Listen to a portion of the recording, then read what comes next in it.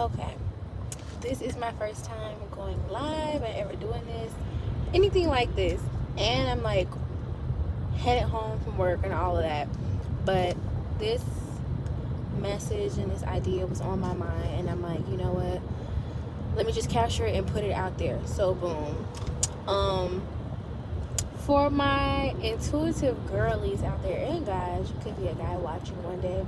But if you're a empathic and very intuitive person, a spiritual person, and spiritual meaning whether you align to Christian faith or whatever faith you believe in, you into whatever practice that you're into, you know what I mean. When you're a spiritual person, your heart and your mind is open, and you let the wisdom of life and what those have come before you and what God and whoever you attune yourself to has for you and how you're led. Oh, that was a mouthful. I am going to tell you, as an intuitive person that is an entrepreneur, you have to listen to your body. Major key. Major key. If there are 3 things I would say take away if you want to flourish and prosper as an entrepreneur: listen to your body, listen to your gut when it is telling you to stop or go, and do not force yourself to fit the mold of what an entrepreneur is supposed to look like.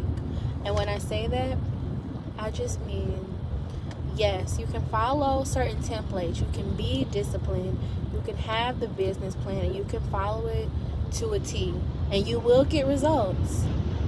But there is something so beautifully and divinely special about following what's in your heart that gets results that not only has the world never seen, but you just simply couldn't have anticipated that is how things would have turned out for you. You just simply couldn't have capped or anticipated that kind of abundance or that kind of effect or that kind of impact that you may be making on someone's life or your own life. So yeah, I have definitely been grappling with this myself.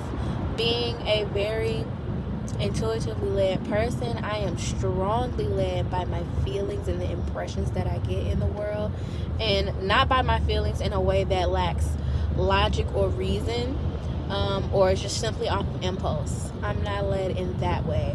I'm just very strongly intuitively led. Gut feelings, full body sensations, impressions, all of that. I get all of those things, and whenever I hone in and honor and listen to those things, it leads me down paths that open doors that I could have imagined being open just through sheer application of my will and my grit.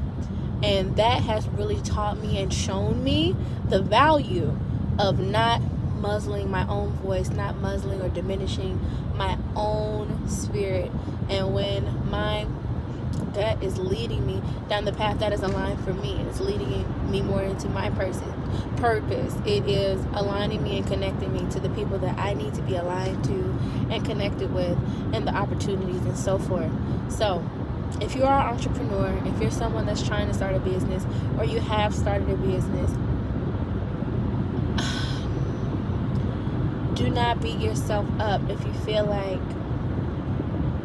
something about it is not clicking for you, or don't feel discouraged or feel like being an entrepreneur is not for you because you feel as though you may lack the discipline, or you don't understand why you may be feeling disconnected or wanting to withdraw from certain aspects of the process of entrepreneurship.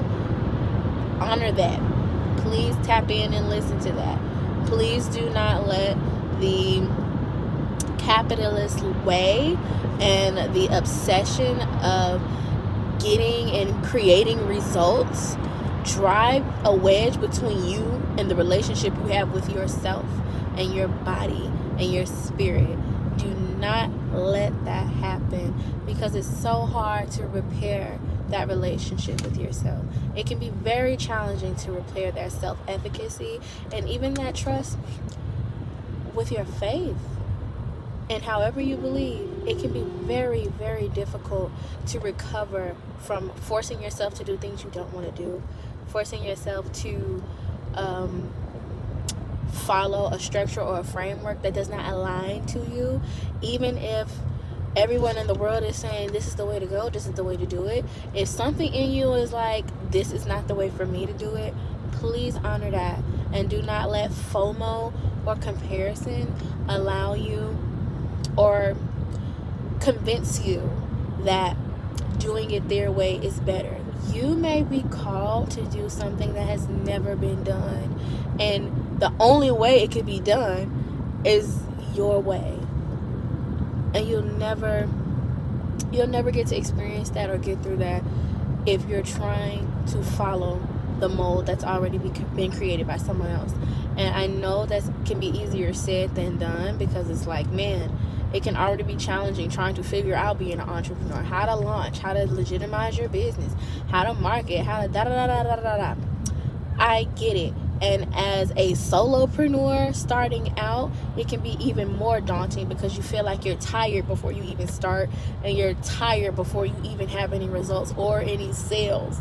But I'm telling you, from my experience, from my life, from the different kinds of work I've done, from doing hair and helping people build and create their brands, and even working on my own brands, it has been a big lesson for me to learn that I have to honor myself in that process, because I am not a business. I am me. I am a person that happens to have a business. I cannot become my process of my business.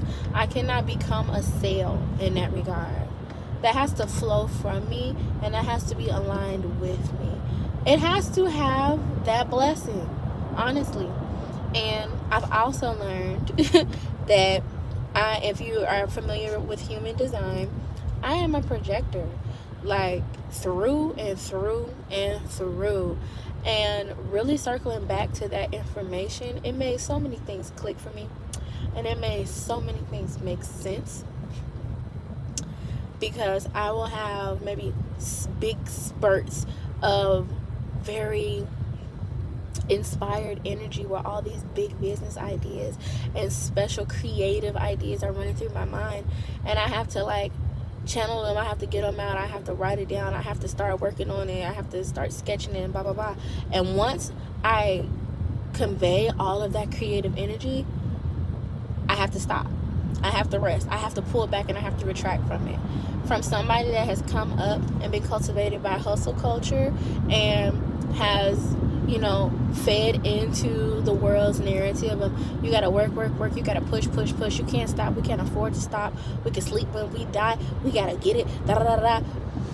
As somebody that has fallen victim to that and plugged into that as a projector, that was absolute death on wheels. Like, seriously.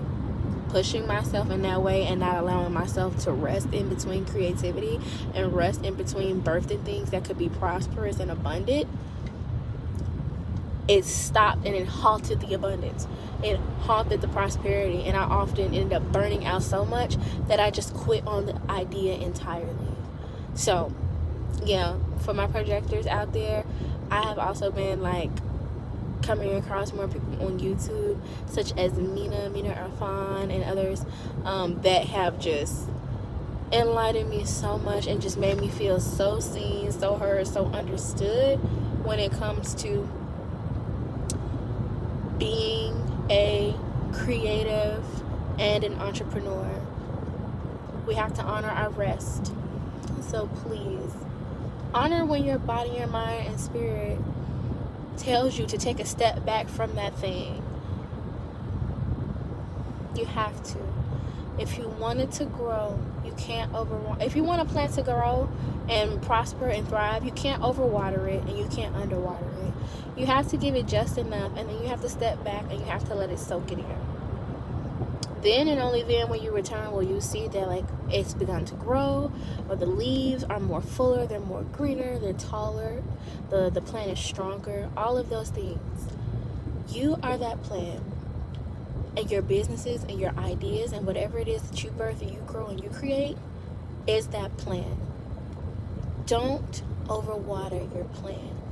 Give it what it needs. When you get the divine inspiration to jot down the ideas and do the mock-ups and make the flyers and make the logos and da-da-da-da, do it.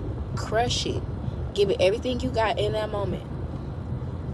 But when the moment passes and everything in you is like, and you exhale, and you feel that resistance when you try to keep going, honor that. Stop. Do not pass go. Do not collect $200. Rest. Because you need that time to listen. Because more information is going to come. More divine ideas and solutions to your problems and obstacles that you may be facing comes when you're in a state of rest and when you're still. I don't know why it took me so long to get that, or better yet, it took me so long to accept that, because I became obsessed with making things happen, because that's what go-getters and hustlers do. No. If we're going to have faith and we're going to believe that whatever it is that we're working on, it is going to prosper, that it is what we're called to do, that we are aligned with it, you have to have faith that not only is the part you're doing going to be enough to see that through, but let God do the rest.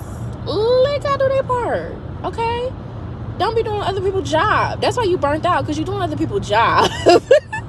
So, yeah, that was just some encouragement that I wanted to give to whoever may come across it at any point in time. I know I've come across people's YouTube videos that they may have posted years ago that they're not even active anymore, but what they said in that time, at that time, was for me, and I needed it. So I hope that this helps and resonates with someone, because I was absolutely inspired by getting that help and that knowledge and that insight just by watching someone on this very screen. So thank you. I wish you the absolute best on your entrepreneurship journey, and just your journey in general, navigating this world, and especially if you are a projector girl. Ooh, gotta sit back, let the blessings flow to you, let the stuff come, let the good stuff come. Don't chase it. Stop trying to make it and force it to happen. It's supposed to happen for you. Let it happen. Trust and believe that it's going to happen for you. Do your part when it's time to do your part, and sit down and go and eat your food when it's time for you to take your break. All right, that's all. Bye.